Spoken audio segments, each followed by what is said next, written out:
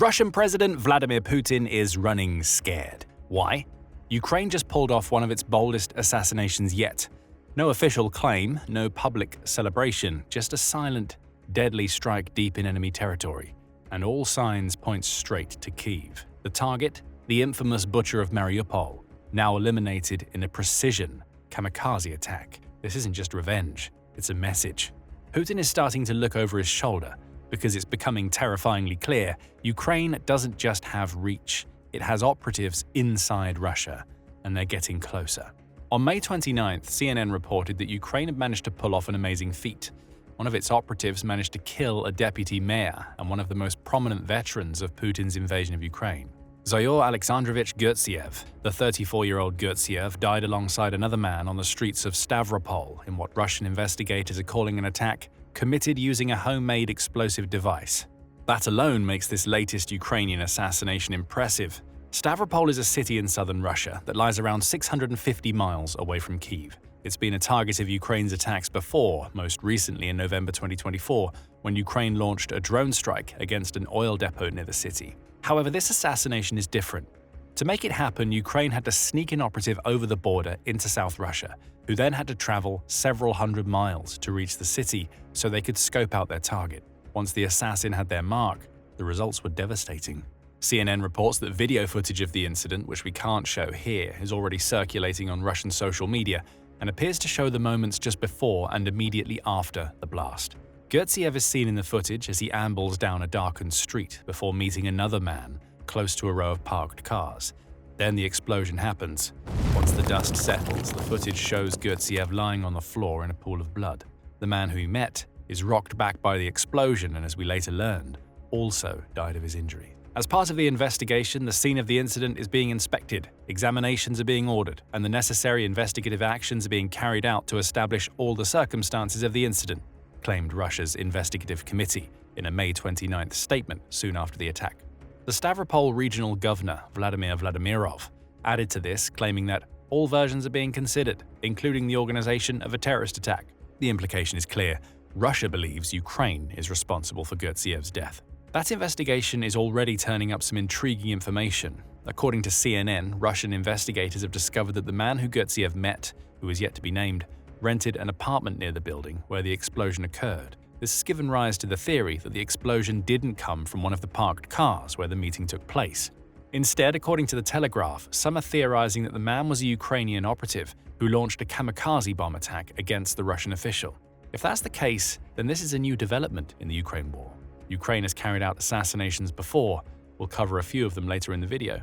However, it typically used improvised explosives packed into cars or other vehicles. If Gurtsiev was truly killed by a kamikaze bomber, this shows us that Ukraine's operatives inside Russia are literally willing to give their lives to achieve their objectives. Credence to this theory comes from CCTV footage, which shows the unnamed man walking toward Gurtsiev while on his phone. As the two pass each other, the Telegraph says, a brief pause is seen before the explosion happens. But here's the key detail that CNN didn't mention. The explosion comes from between the two men, rather than from the side. According to the Telegraph, local reports are already suggesting that the unnamed man may have been carrying a grenade or sticks of TNT. Of course, we don't know all of the details yet. They may never even be confirmed by Russia or Ukraine, but what we know for certain is that if there ever was a legitimate target for a Ukrainian kamikaze attack, Zaur Gurtsiev would be it. Why? Because he's known in Ukraine as the Butcher of Mariupol, which means Ukraine has been out for his blood for several years. The Telegraph report tells us that Gurtsiev is a former major in the Russian military who received several medals and other honors for commanding the brutal siege of Mariupol during the early months of the Ukraine war. More details about Gurtsiev come from TVP World, which points out that he's been serving as Stavropol's first deputy mayor since October 2024, suggesting that the position was created specifically for him. That should come as no surprise. CNN says that Gurtsiev was lauded for his actions in Mariupol, so much so that he was among the first to take part in the Time of Heroes program Putin set up following his invasion of Ukraine. That program exists to promote veterans of the invasion who've achieved what Putin perceives to be heroic actions to prominent official positions within the Russian government. Gurtsiev was a beneficiary of this program to the point where it seems that a position was created especially for him. According to CNN, the Time of Heroes website explains why Gurtsiev was given the position. Gurtsiev, despite his relatively young age, led the air part of the operation to liberate Mariupol, the website claims. He introduced his developments in the technology of targeting missiles, which allowed them to increase their accuracy and effectiveness many times over, including hitting the Azov supply base. That makes Gurtsiev a hero to Putin, but to Ukraine, Gurtsiev was one of the biggest villains of the war. The reason is simple: the siege of Mariupol was devastating to Ukraine. The region, which is in Ukraine's south, was one of the first to come under heavy fire when Putin launched his full-scale invasion in February 2022.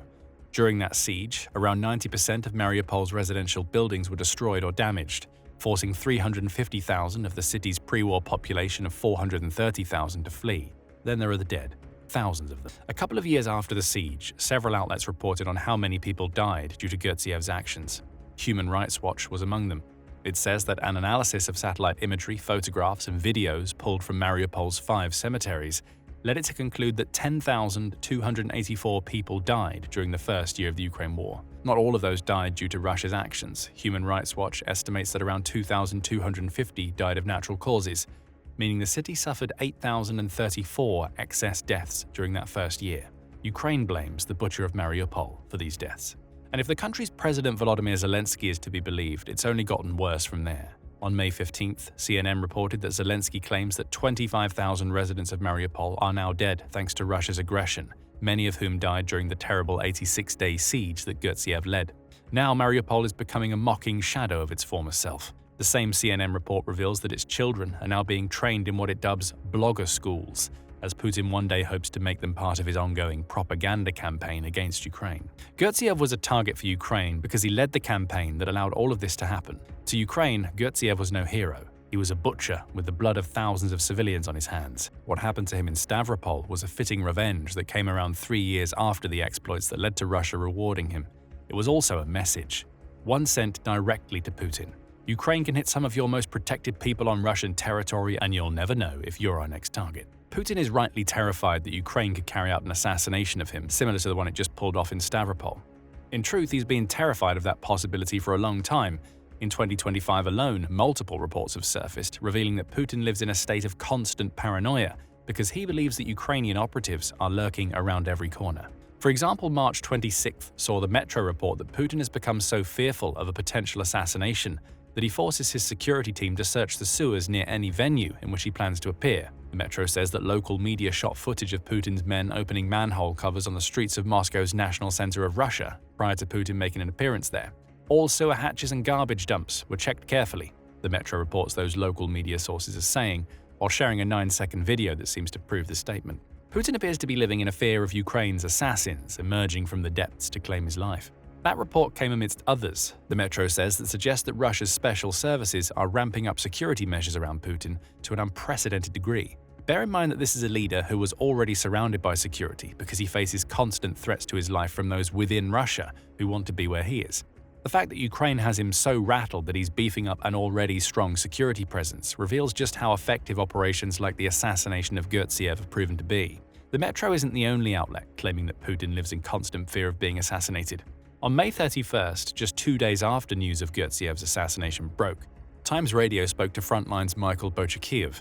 The analyst, who's also a senior fellow with the Atlantic Council, revealed that Putin's Victory Day parade revealed a lot about the mindset of a man who has the threat of assassination on his mind. That parade, which was held on May 9th to celebrate the 80th anniversary of Russia's defeat of Nazi Germany during World War II, was far more illuminating than Putin would have liked it to be.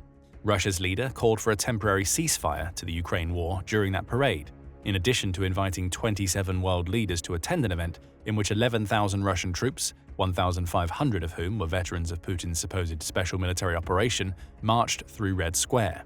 Among those leaders was Chinese President Xi Jinping, and it's his presence that shows us just how terrified Putin has become of Ukraine's assassin, according to Bochakiev. After being asked about recent Ukrainian drone strikes on Russian military sites on the outskirts of Moscow, Bochakiev had this to say: "Well, I'll give you a very vivid example. The fact that Mr. Putin, to pull off his Victory Day, had to bring in his own human shield in the form of Xi Jinping from China."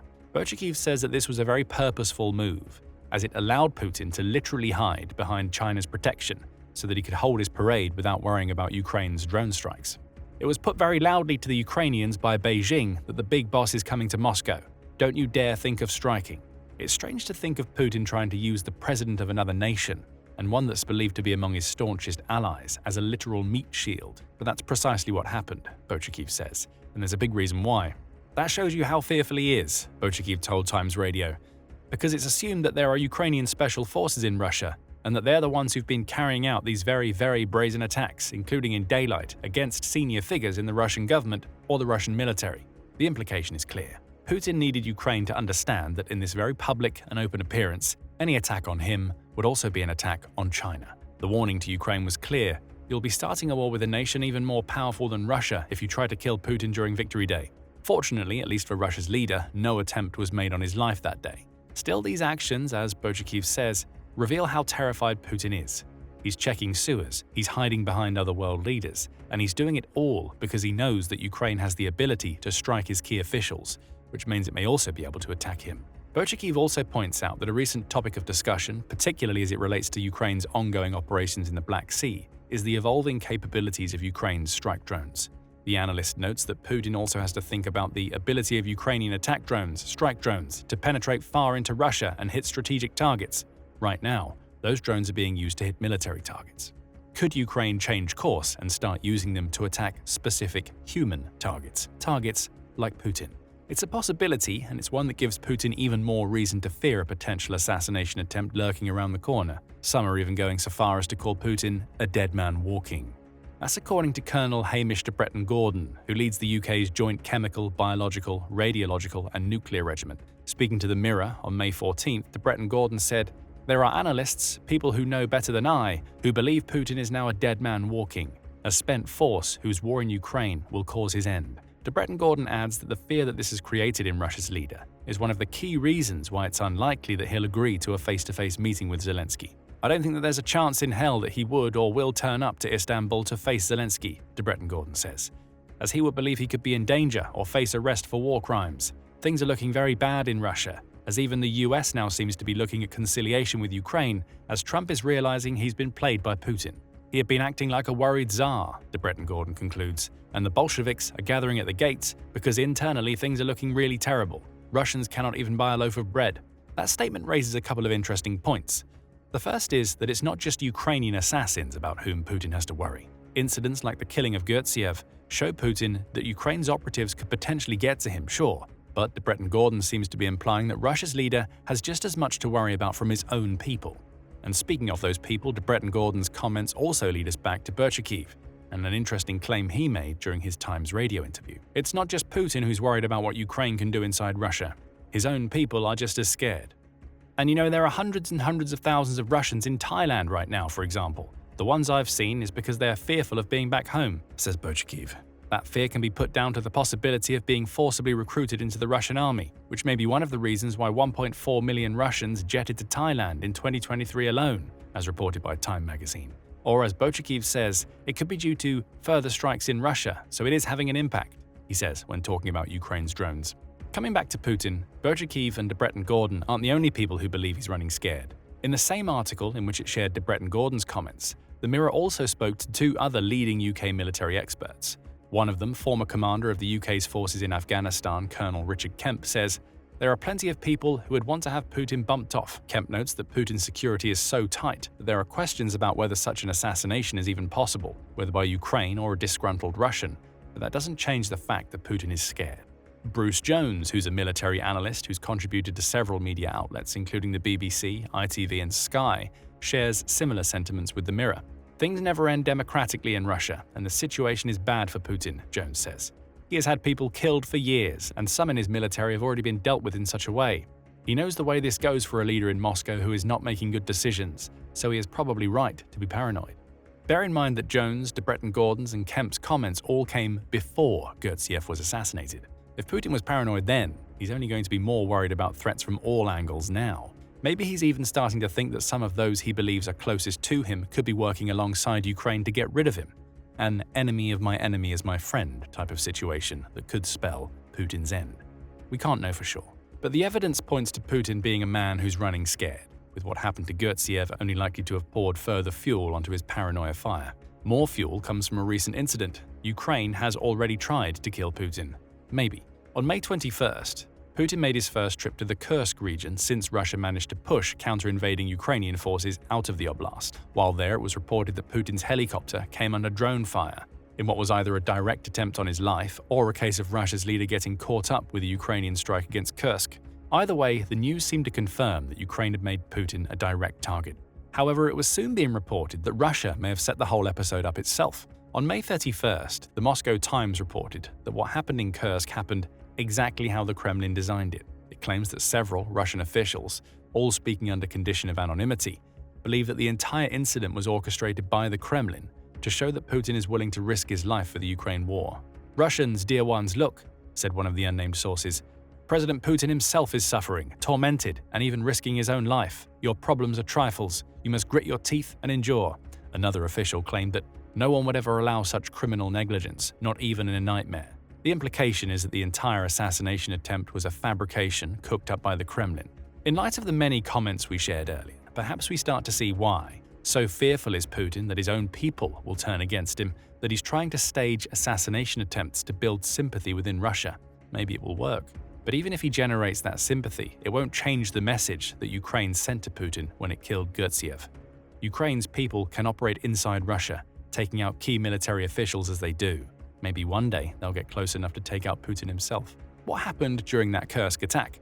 We covered the details in a video a little over a week ago, and that explained what was believed to have happened at the time and the impact it could have on the war. Check out that video today, and remember to subscribe to the Military Show for more videos covering Ukraine's latest exploits on Russian territory.